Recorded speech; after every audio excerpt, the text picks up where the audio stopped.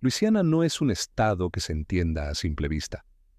Desde arriba, lo que ves son ríos que se ramifican como venas, pantanos interminables, carreteras que parecen perderse en el agua y pequeñas comunidades aisladas que sobreviven donde, en teoría, no deberían existir. Pero hay otra Luisiana. Una que no aparece en los mapas turísticos. Una donde pueblos enteros desaparecieron sin dejar rastro visible. Lugares que fueron devorados por el agua, enterrados bajo el barro, absorbidos por la industria, o simplemente abandonados cuando la realidad dejó de sostenerlos. Hay ciudades que fueron compradas casa por casa hasta dejar de existir. Otras que quedaron bajo carreteras. Algunas fueron borradas por huracanes tan violentos que ni siquiera dejaron ruinas. Y otras tienen historias tan extrañas que parecen inventadas. Y pues en este recorrido vamos a explorar algunos de los pueblos fantasma más inquietantes y extraños de Luisiana. Lugares donde el suelo se abrió, donde el agua avanzó sin detenerse y donde comunidades enteras desaparecieron como si nunca hubieran estado ahí. Y vamos a empezar con uno donde la tierra, literalmente, se tragó el pueblo. Número 10. Bayou Corn, Assumption Parish. Hay formas lentas de desaparecer. Procesos casi invisibles que avanzan sin hacer ruido, que no llaman la atención hasta que ya es demasiado tarde. Y luego está lo que ocurrió en Bayou Corn, donde la desaparición no fue repentina, pero tampoco completamente silenciosa. Fue progresiva, inquietante y profundamente antinatural. Todo comenzó en junio de 2012, en un día que parecía igual a cualquier otro. Los residentes, acostumbrados al ritmo tranquilo del bayou, empezaron a notar algo extraño en el agua detrás de sus casas. No era una simple corriente alterada por el viento ni un cambio estacional. Eran burbujas, constantes, persistentes. Subían desde el fondo con una intensidad que no correspondía a ningún fenómeno normal. Era como si algo, profundamente enterrado bajo la superficie, estuviera respirando o intentando escapar.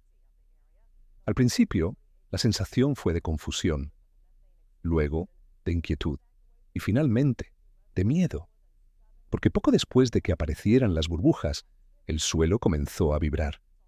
No eran terremotos violentos, de esos que destruyen estructuras en segundos.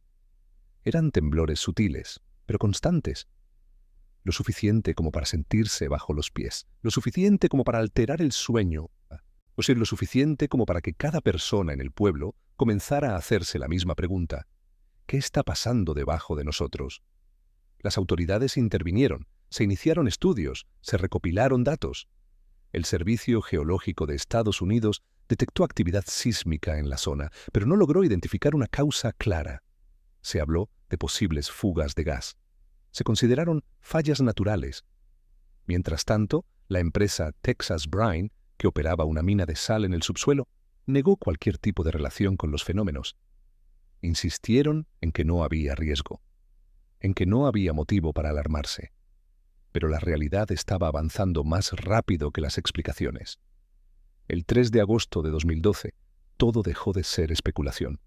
Ese día, la Tierra cedió, sin previo aviso, sin una explosión ni un colapso dramático visible desde lejos. Simplemente se abrió. Un enorme sumidero apareció en el borde del pueblo, resultado directo del colapso de una caverna subterránea conocida como Oxy 3. Esta caverna formaba parte del sistema del Napoleonville Salt Dome, una gigantesca formación geológica que se extendía kilómetros bajo tierra. Durante años había sido explotada para la extracción de sal, pero en algún punto esa explotación se acercó demasiado al límite estructural del domo, y cuando ese límite fue superado, la estabilidad desapareció. Lo que ocurrió después fue una reacción en cadena imposible de detener. El suelo dejó de ser confiable. Petróleo crudo comenzó a filtrarse hacia la superficie, mezclándose con el agua y liberando un olor penetrante a diésel que impregnó el aire.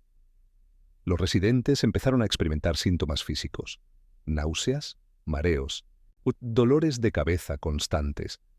No era solo una crisis geológica, era también una crisis de salud. Ese mismo día, las autoridades emitieron una orden de evacuación para aproximadamente 350 personas. Fue una decisión urgente, necesaria, pero insuficiente frente a lo que estaba por venir.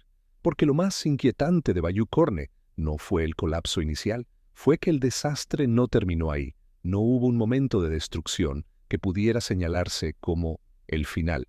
El sumidero siguió creciendo, día tras día, año tras año. Árboles enteros eran absorbidos en cuestión de segundos, tragados por la tierra como si nunca hubieran existido. El borde del abismo avanzaba lentamente, devorando todo lo que encontraba a su paso. En 2018, el área afectada ya alcanzaba los 34 acres.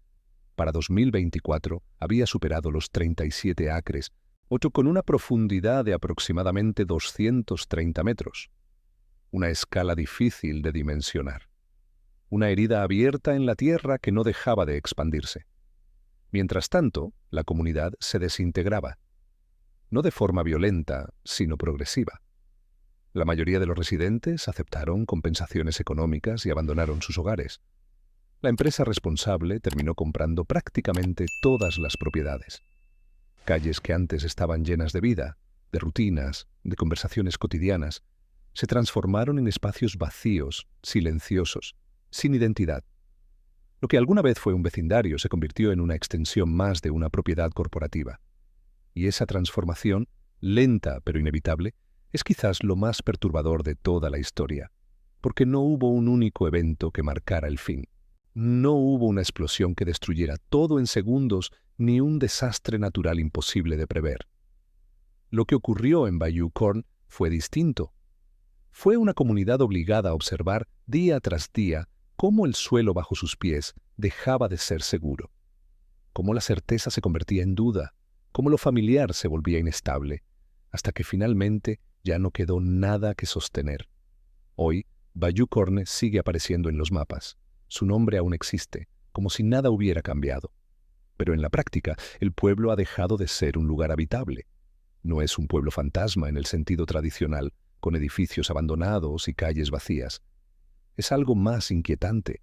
Es un vacío, un espacio donde la tierra misma falló, donde la geografía traicionó a quienes confiaban en ella, y donde la desaparición no fue un evento, sino un proceso que nunca terminó del todo. Número 9. Frenier, St. John the Baptist Parish. Algunas historias comienzan como leyendas. Nacen en voz baja, se repiten con el tiempo, se deforman, se cargan de símbolos y terminan sintiéndose más como advertencias que como relatos. Y esta suena exactamente así. Como una de esas historias que parecen demasiado precisas, demasiado inquietantes, demasiado perfectamente construidas para ser reales. Pero lo fue. En los pantanos densos y húmedos del Manchac, a orillas del lago Pontchartrain, existía una pequeña comunidad llamada Frenier, un lugar perdido entre agua, vegetación espesa y caminos difíciles, donde la vida se organizaba en torno al trabajo, la tierra y la supervivencia cotidiana. Frenier no era un pueblo extraordinario. No tenía una historia de riqueza desmedida ni de conflictos constantes. Era, en muchos sentidos, un asentamiento típico de la región. Fundado en gran parte por inmigrantes alemanes, el pueblo encontró su estabilidad en la agricultura. Cultivaban repollo en grandes cantidades y producían chucrut, que luego transportaban hasta Nueva Orleans para venderlo. Era un sistema simple, pero funcional. Con el tiempo, la llegada del ferrocarril en 1854 conectó a Frenier con el resto del estado, facilitando el comercio y consolidando su crecimiento. Durante años, todo funcionó. La comunidad era pequeña, pero estable, predecible, incluso monótona. Y quizás por eso, lo que ocurrió después resultó tan perturbador. En ese entorno apareció Julia Brown, una figura que, en vida, probablemente no fue vista como algo extraordinario, pero que con el paso del tiempo se transformó en el centro de una de las historias más inquietantes de Luisiana. Julia era una mujer negra que vivía en la zona y que, tras la muerte de su esposo, heredó una parcela de tierra. En una comunidad donde el acceso a la medicina era prácticamente inexistente, ella ocupó un rol esencial, el de sanadora. Utilizaba remedios naturales, conocimientos transmitidos oralmente, prácticas que combinaban tradición, intuición y experiencia. Para muchos era una figura necesaria, para otros una presencia incómoda, porque aunque la necesitaban, no la integraban completamente. Dependían de sus conocimientos cuando enfermaban, cuando algo salía mal, cuando no había otra opción. Pero fuera de esos momentos, la distancia era evidente. Ya fuera por prejuicios raciales, por desconfianza hacia sus prácticas o por una mezcla de ambas cosas, Julia existía en los márgenes de la comunidad. Presente, pero apartada. Visible, pero no del todo aceptada. Con el tiempo ese aislamiento se volvió más marcado. Y fue en ese contexto donde comenzó a ocurrir algo que, en ese momento, muchos consideraron simplemente extraño, pero que después se reinterpretaría de una manera completamente distinta. Julia empezó a sentarse en el porche de su casa, con una guitarra entre las manos, balanceándose suavemente hacia adelante y hacia atrás, y cantaba, siempre la misma canción, una melodía repetitiva, casi hipnótica, que se filtraba en el aire húmedo del pantano y llegaba hasta quienes pasaban cerca. No era una canción alegre, tampoco era particularmente compleja, pero tenía una frase que, con el tiempo, se volvería imposible de ignorar. Un día voy a morir y me los voy a llevar a todos conmigo. En ese momento, nadie la tomó en serio. Era fácil descartarlo como una excentricidad, como el comportamiento de alguien que vivía sola, aislada, desconectada del resto. Nadie interpretó esas palabras como una advertencia. Nadie pensó que pudieran significar algo más. Hasta que murió. Julia Brown falleció el 28 de septiembre de 1915. Su muerte en sí misma no fue un evento extraordinario. Era una mujer mayor, en una época donde la esperanza de vida era limitada y el acceso a cuidados médicos era escaso. El pueblo reaccionó como lo haría con cualquier otro miembro de la comunidad. Organizó un funeral al día siguiente. El 29 de septiembre, prácticamente todos los habitantes de Frenier se reunieron para despedirla. Era un momento solemne, ni cargado de ritual, de despedida y de una normalidad que estaba a punto de romperse. Porque mientras bajaban el ataúd hacia la tierra, el cielo cambió. No fue un proceso gradual. No hubo señales claras horas antes. Fue repentino. El cielo se oscureció de forma abrupta, como si alguien hubiera apagado la luz. El viento comenzó a intensificarse, y en cuestión de momentos, lo que era un funeral se transformó en el inicio de una catástrofe. Un huracán de categoría 4 impactó la región con una violencia difícil de describir. Vientos superiores a los 200 kilómetros por hora arrasaron con todo a su paso. Una marejada de más de 4 metros se internó en tierra, inundando estructuras, desplazando objetos, desintegrando todo lo que encontraba. El depósito del ferrocarril, donde varias personas habían buscado refugio, aún colapsó con 25 personas en su interior. Las casas fueron destruidas, las vías del tren arrancadas del suelo, árboles enteros se convirtieron en proyectiles impulsados por el viento. El caos fue absoluto. En total, 275 personas murieron. Frenier no fue el único lugar afectado. Comunidades cercanas como Ruddock y Napton también fueron devastadas. Pero lo que hace que esta historia perdure no es solo la magnitud del desastre, sino su coincidencia exacta con el momento del funeral. La sincronía entre la muerte de Julia Brown y la destrucción del pueblo fue tan precisa que resultó imposible de ignorar. Frenier nunca se reconstruyó. No hubo intentos reales de volver a levantarlo. La devastación fue demasiado grande, demasiado completa. El lugar fue abandonado, absorbido lentamente por el entorno que siempre lo había rodeado. Ash el Pantano reclamó lo que alguna vez fue una comunidad viva.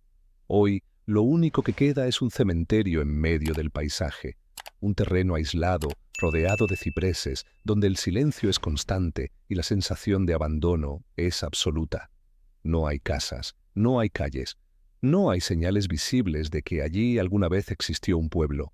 Solo lápidas, algunas deterioradas, otras apenas legibles, un espacio suspendido en el tiempo.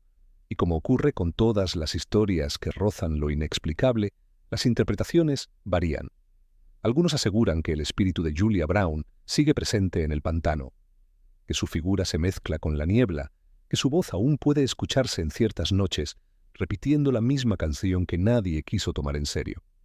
Otros, más escépticos, insisten en que todo fue una coincidencia, eso que el huracán habría ocurrido de todas formas, que la historia fue reconstruida después, moldeada por la necesidad humana de encontrar sentido en el caos.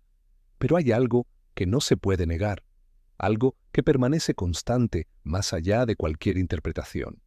El pueblo desapareció, y lo hizo exactamente en el momento en que enterraban a la mujer que durante días, semanas, quizás años, había repetido que cuando muriera se los llevaría a todos con ella. Número 8. Cheniere Caminada, Jefferson Parish. En la costa sureste de Luisiana, en ese límite incierto donde la tierra parece apenas resistir el avance constante del Golfo de México, existió una comunidad cuya existencia estaba completamente ligada al mar. Cheniere Caminada no era un asentamiento improvisado ni un punto aislado en el mapa. Era un pueblo real, vibrante, con una identidad propia construida a partir del trabajo, la adaptación y la convivencia de distintas culturas. Entre 1.500 y 1.600 personas vivían allí, en una franja de tierra estrecha y vulnerable, pero extraordinariamente fértil en términos económicos. Franceses criollos, acadianos, inmigrantes italianos y alemanes compartían ese espacio, formando una comunidad diversa que encontraba en el agua su principal recurso y, sin saberlo, también su mayor amenaza. La vida en Cheniere Caminada giraba en torno al ritmo del Golfo. La pesca no era solo una actividad económica, era una forma de vida.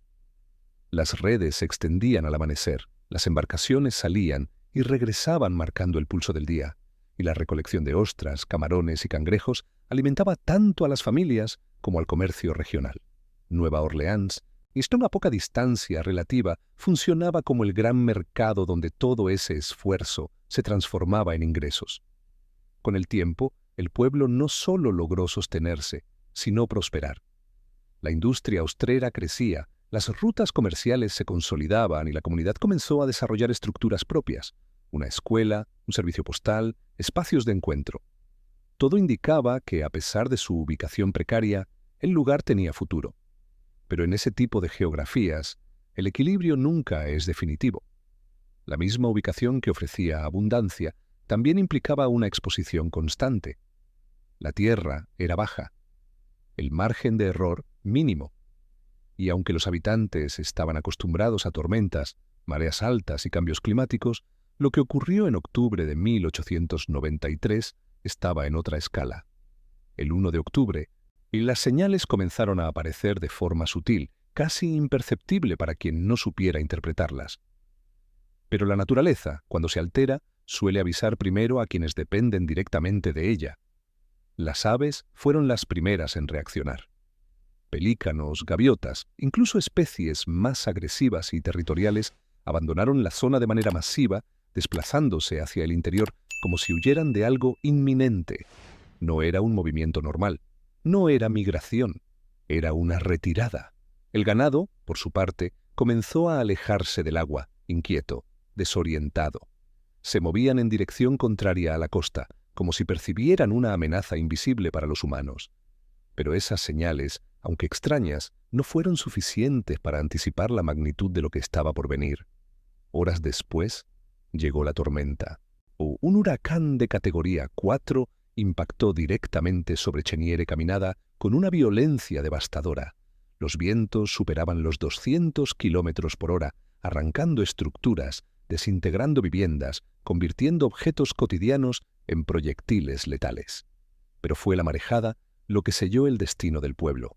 Una masa de agua de hasta 5 metros de altura avanzó sobre la franja de tierra sin encontrar resistencia. No había elevaciones, no había barreras naturales, no había refugio real. El agua simplemente cubrió todo. La destrucción fue casi instantánea. Cuando amaneció al día siguiente, lo que quedaba no podía describirse como un pueblo dañado. Era un espacio borrado. De las aproximadamente 300 viviendas que existían, solo una permanecía en pie. El resto había desaparecido, arrastrado, fragmentado o completamente destruido. El paisaje era irreconocible. Madera, restos de embarcaciones, redes de pesca, objetos personales, todo mezclado en una escena caótica donde la vida cotidiana había sido reemplazada por evidencia de destrucción. Los cuerpos comenzaron a aparecer entre los escombros.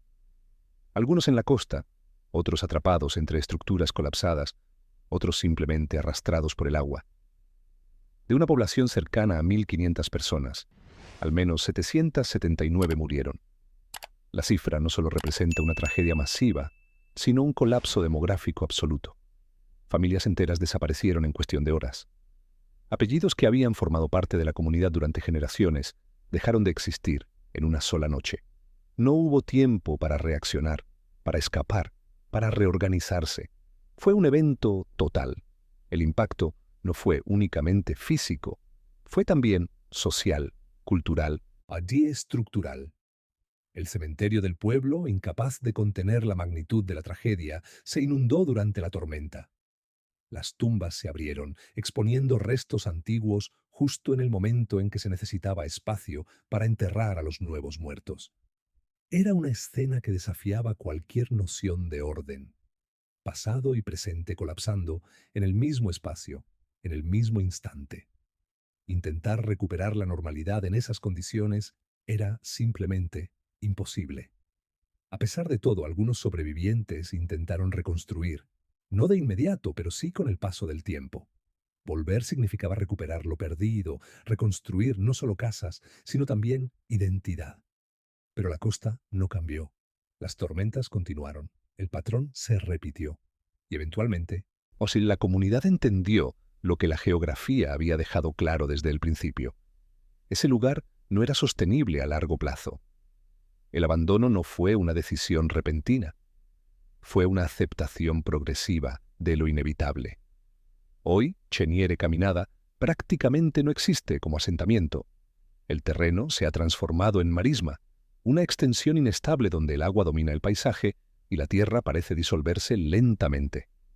No hay estructuras visibles que indiquen que allí vivieron cientos de personas. No hay calles, ni casas, ni señales claras de actividad humana pasada.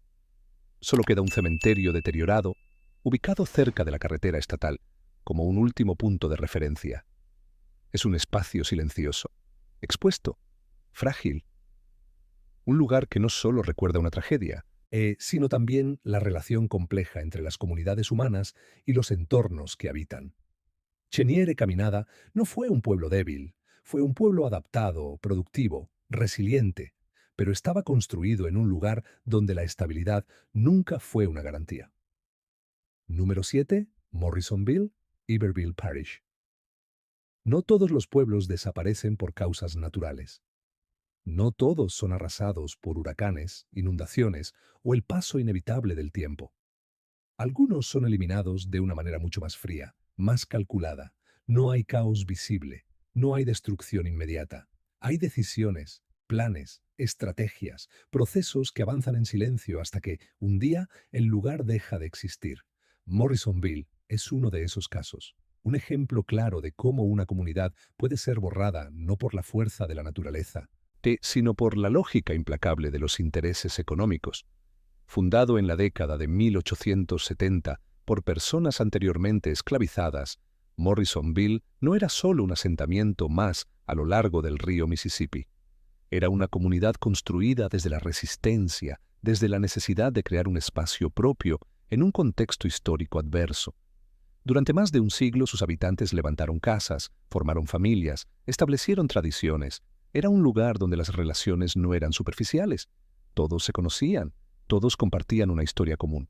La iglesia no era solo un edificio, era el centro de la vida social, espiritual y comunitaria.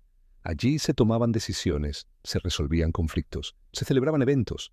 Era, en muchos sentidos, el corazón del pueblo. La vida en Morrisonville no estaba definida por el lujo ni por la expansión económica agresiva. Estaba definida por la estabilidad, por la continuidad, por la sensación de pertenencia. Era un lugar donde las generaciones crecían viendo a sus abuelos y a sus nietos en las mismas calles, donde el paso del tiempo no implicaba necesariamente el cambio del entorno. Pero esa estabilidad tenía un punto débil que no era evidente al principio: su ubicación. Morrisonville se encontraba en un tramo del río Mississippi que, con el paso de las décadas, se transformaría en uno de los corredores industriales más intensivos de Estados Unidos. Entre Baton Rouge y Nueva Orleans, comenzaron a instalarse decenas de plantas petroquímicas, convirtiendo la región en un eje clave para la producción industrial. Lo que en un principio podía parecer una oportunidad de desarrollo, con el tiempo se transformó en una amenaza constante. En 1958, una empresa construyó una planta cercana dedicada a la producción de cloruro de vinilo, un compuesto químico utilizado en la fabricación de plásticos. En ese momento, la instalación representaba progreso, empleo, modernización. Pero como ocurre en muchos casos similares, el impacto real no fue inmediato. La planta creció, se expandió, aumentó su capacidad de producción, y con esa expansión comenzaron a aparecer consecuencias que no habían sido consideradas, o que simplemente no habían sido comunicadas. Para la década de 1980, los efectos eran imposibles de ignorar. Los químicos utilizados en la planta habían comenzado a filtrarse en el entorno. Las napas de agua potable del pueblo estaban contaminadas. De lo que antes era un recurso seguro, se convirtió en un riesgo. Las familias empezaron a notar cambios, problemas de salud, síntomas que no podían explicarse fácilmente. La relación entre la comunidad y su entorno, que durante más de 100 años había sido estable, se había roto. La situación era insostenible. Pero en lugar de enfrentar una larga batalla legal, de asumir responsabilidades públicas o de detener la operación, la empresa tomó una decisión diferente. Una decisión estratégica: comprar todo. En 1989, antes de que los informes oficiales sobre la toxicidad de la zona se hicieran públicos, la compañía anunció que adquiriría todas las propiedades de Morrisonville: casas, terrenos, estructuras, todo. La propuesta estaba diseñada para parecer una solución: compensación económica a cambio de abandonar un lugar que ya no era seguro. Pero detrás de esa oferta había una presión implícita. Un mensaje claro, aunque no siempre explícito. Si no vendían, sus propiedades perderían valor de todas formas. Permanecer allí no solo era arriesgado desde el punto de vista de la salud, sino también desde el punto de vista económico.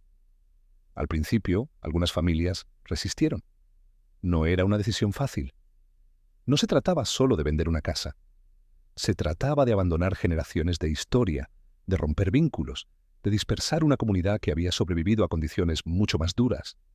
Pero la presión no fue momentánea, fue constante, persistente, económica, social, psicológica. Y poco a poco, la resistencia comenzó a ceder. Para 1993, Morrisonville estaba completamente vacío.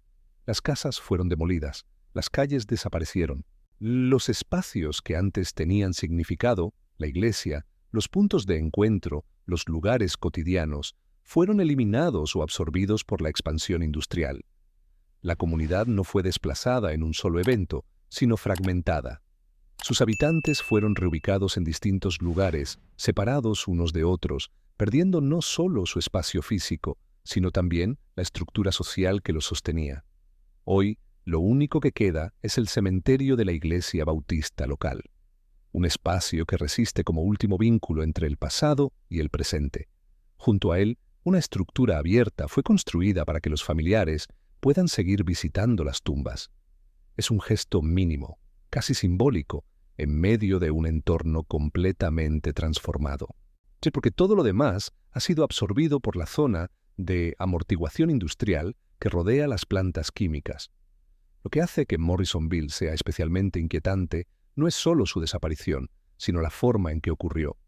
No hubo una catástrofe visible, no hubo imágenes de destrucción masiva, no hubo un momento único que marcara el final.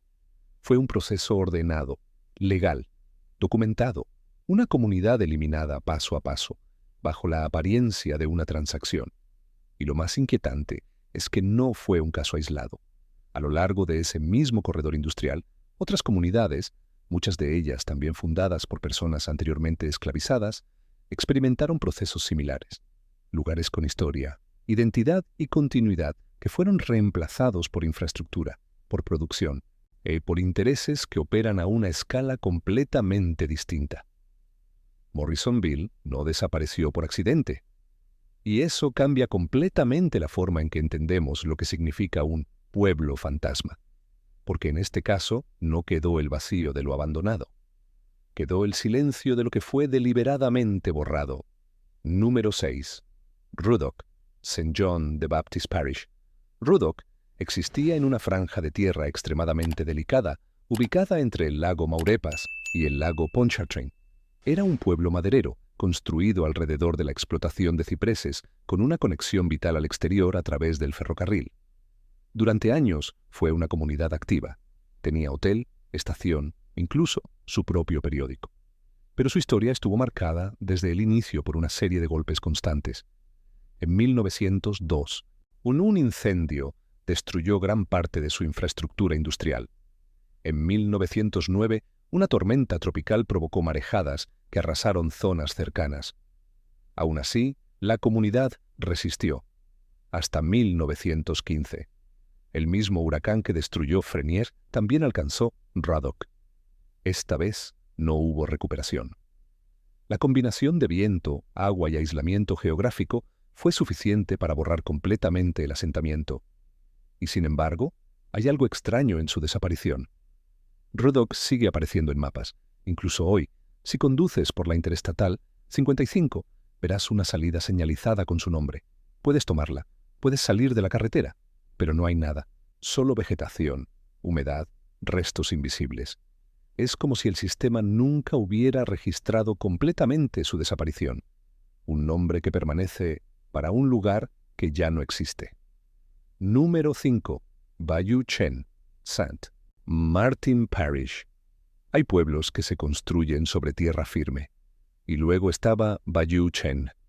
Ubicado en el corazón de la cuenca de Achafalaya, este asentamiento fue diseñado para existir sobre el agua. Casas flotantes, estructuras sobre pilotes, plataformas de madera. Todo el pueblo estaba adaptado a un entorno donde el suelo era inestable y el agua era parte constante de la vida diaria. Sus habitantes eran pescadores, tramperos, leñadores, recolectores de musgo, personas que entendían el ecosistema y sabían cómo moverse dentro de él. Tenían escuela, iglesia, correo. Era una comunidad completamente funcional, aunque radicalmente distinta a cualquier otra. Durante décadas sobrevivieron a inundaciones periódicas. Era parte del ciclo natural. Pero en 1927, el gran desbordamiento del Mississippi cambió las reglas del juego.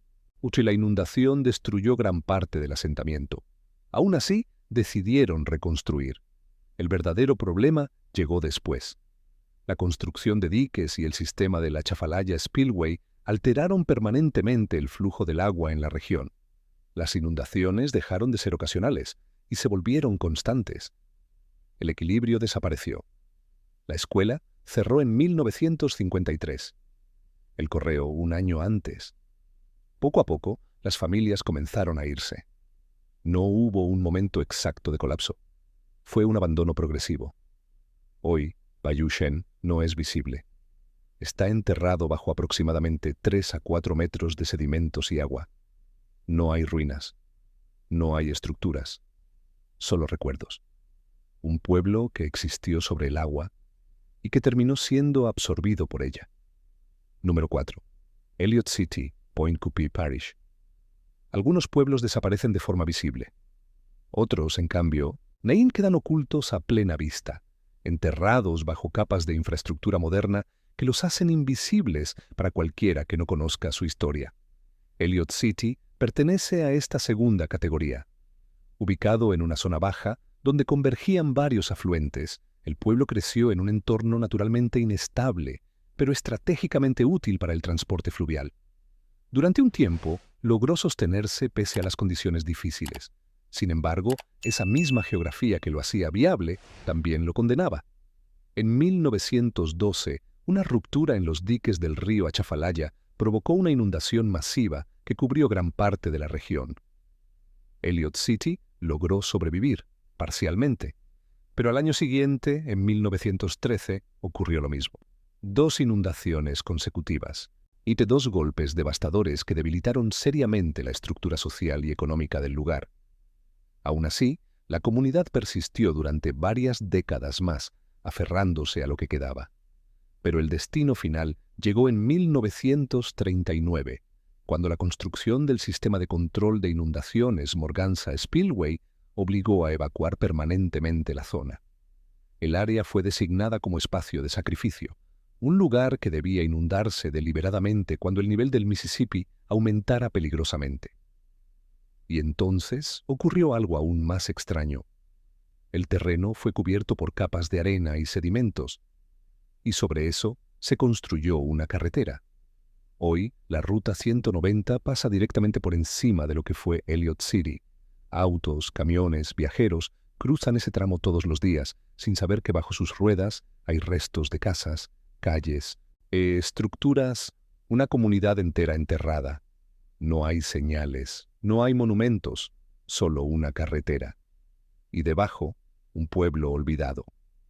Número 3. Burwood, Plaquemines Parish. En el extremo sur de Luisiana, donde el Mississippi se encuentra con el Golfo de México, existió una comunidad que parecía estar en constante negociación con el mar. Burwood no era solo un pueblo, era un punto estratégico. Durante la Segunda Guerra Mundial funcionó como base naval. Se instalaron torres de vigilancia, artillería, infraestructura militar diseñada para proteger la costa. Después de la guerra, el lugar no fue abandonado inmediatamente. El Servicio Meteorológico utilizó parte de las instalaciones como estación para monitorear huracanes. Había familias, niños, vida cotidiana.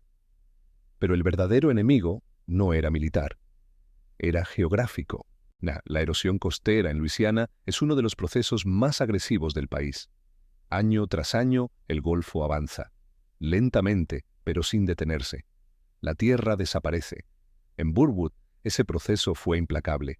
Las zonas habitables comenzaron a reducirse. El agua reclamaba más espacio con cada temporada.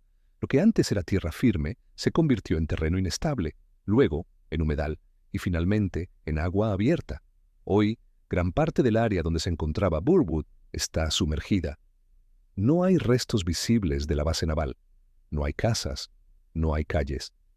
El Golfo simplemente lo absorbió. Es uno de los ejemplos más claros de cómo, en Luisiana, la desaparición no siempre es repentina. A veces es lenta, silenciosa y completamente irreversible. Número 2. Waterloo, Point Coupee Parish. Waterloo fue, durante gran parte del siglo XIX, un punto clave en la economía agrícola de Luisiana. Fundado en 1820, funcionaba como un importante centro de exportación de algodón y caña de azúcar. Su ubicación a orillas del Mississippi lo convertía en un nodo logístico esencial. Barcos cargaban mercancía constantemente, conectando la producción rural con mercados más amplios.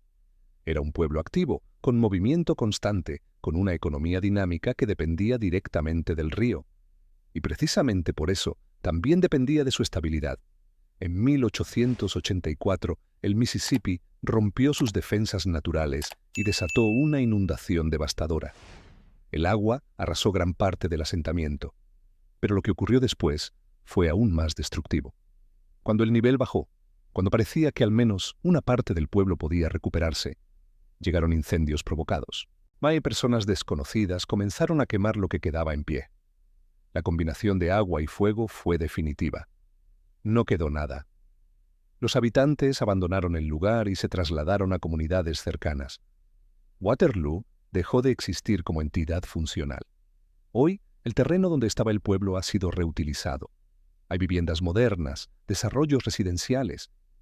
Pero durante trabajos de construcción, no es raro que aparezcan objetos del pasado, restos de estructuras, herramientas, fragmentos de una ciudad que sigue ahí, enterrada bajo capas de tiempo.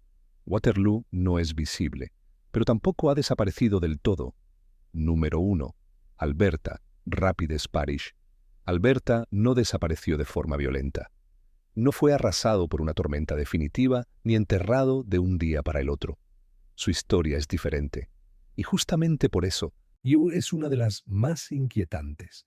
A principios del siglo XX, Alberta era un próspero pueblo maderero. Su economía giraba en torno a un aserradero que atraía trabajadores, familias, negocios. Había iglesia, escuela, tiendas. Era una comunidad en crecimiento, sostenida por una industria clara y rentable. Pero esa estabilidad tenía una condición: dependía completamente de la madera. En 1952, un tornado destruyó gran parte del pueblo. Fue un golpe fuerte, pero no definitivo. El aserradero fue reconstruido y continuó operando durante décadas. Sin embargo, el entorno ya estaba cambiando. La industria maderera comenzó a declinar. Los recursos se reducían.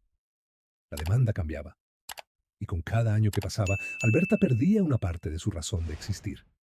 A diferencia de otros pueblos en esta lista, no hubo un momento exacto en el que todo terminó.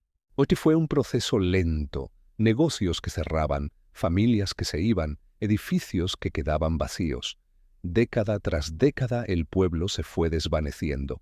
Cuando finalmente el aserradero cerró en los años 90, ya no quedaba nada que sostener la comunidad.